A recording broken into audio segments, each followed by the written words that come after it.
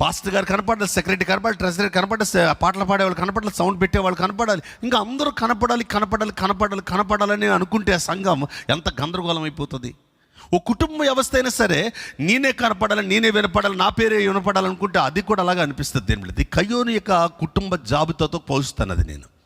ఎందుకంటే ఆదికాండం 4వ అధ్యాయంలో కయ్యోను కుటుంబ జాబితాలో పిల్లవాడు పుట్టగానే వాడికి దేవుళ్ళరా హానుక్ అని పేరు పెట్టి అతని పేరున ఒక ఊరు కట్టి, 4వ అధ్యాయంలో రాయబడింది ఆదికాండంలో, అతని పేరున ఒక ఊరు కట్టి అతని పేరు పెట్టాడట.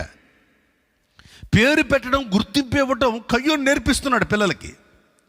ఈరోజు క్రైస్తవ సంఘాలలో గుర్తింపులు కోరేవాళ్ళు గుర్తింపులకు మాత్రమే వాళ్ళని ప్రోత్సహించే సేవకుడు ఉండడం వల్లే ఇటువంటి వ్యక్తులు ఎక్కువైపోయారని నేను అనుకుంటున్నాను. బహుశా నేను మరుగు చేయబడాలి, నా ప్రభువు కనుపరచబడాలన్న స్థితికి విశ్వాసి వస్తే అది ధన్యత.